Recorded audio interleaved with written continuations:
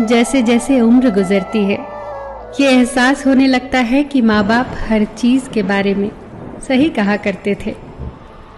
2 चीजों पर नियंत्रण होना बहुत जरूरी है। आमदनी ठीक ना हो तो खर्चों पर, और जानकारी ठीक ना हो तो शब्दों पर। एक बार भगवान से किसी ने पूछा, तुम भी कमाल करते हो, किसी को इतना खूबसूरत और किसी को इतना बदसूरत बना देते हो, आखिर ऐसा क्यों करते हो? सभी को सुंदर बनाने में तुम्हारा क्या जाता है? भगवान ने मुस्कुराकर कहा, मैं जब मिट्टी गूंथता हूँ तो सुंदरता और कुरूपता का अनुपात सभी के लिए बराबर ही लेता हूँ, पर किसी में सुंदरता बाहर रह जाती है और किसी में भीतर। हमेशा इन्हीं ब्रांडेड चीजों का इस्तेमाल करें। होठों के लिए सत्य, आवाज के लिए प्रार्थना, आंखों के लिए दया, हाथों के लिए दान, हृदय के लिए प्रेम, चेहरे के लिए हंसी और बड़ा बनने के लिए माफी। आपको हर वक्त पता होता है कि आपके पास कितनी दौलत है, लेकिन आप ये बिल्कुल नहीं जानते कि आपके पास कितना वक्त है। मैं खुश हूँ इनकी वजह से, मैं उदास हूँ उनकी वजह से। मन की स्थिति का जिम्मेदार दूसरों को ठहराकर हम अपनी शक्ति को भूल जाते हैं।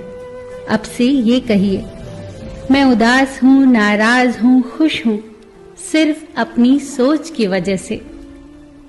जब कोई दुख आए तो उसे स्वीकार करके देखो। छोटा मोटा दुख प्रयोग करके देखो, स्वीकार कर लो। ऐसा सोचो ही मत कि मेरे ऊपर कोई विपदा आ गई है।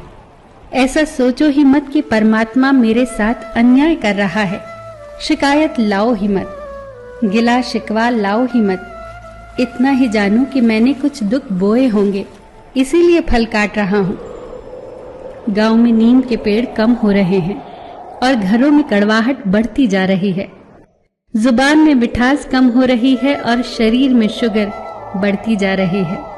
किसी महापुरुष ने सच ही कहा था कि जब किताबें सड़क किनारे रखकर बिकेंगी और जूते कांच के शोरूम में बिकेंगे, तब समझ जाना कि लोगों को ज्ञान की नहीं, जूतों की जरूरत है।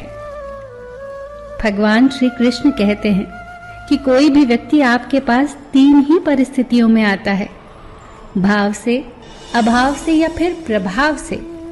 यदि वो भाव में आया है तो उसे प्रेम दीजिए, अभाव में आया है तो उसकी मदद करिए, और यदि प्रभाव में आया है तो प्रसन्न हो जाइए कि परमात्मा ने आपको इतनी क्षमता दी है।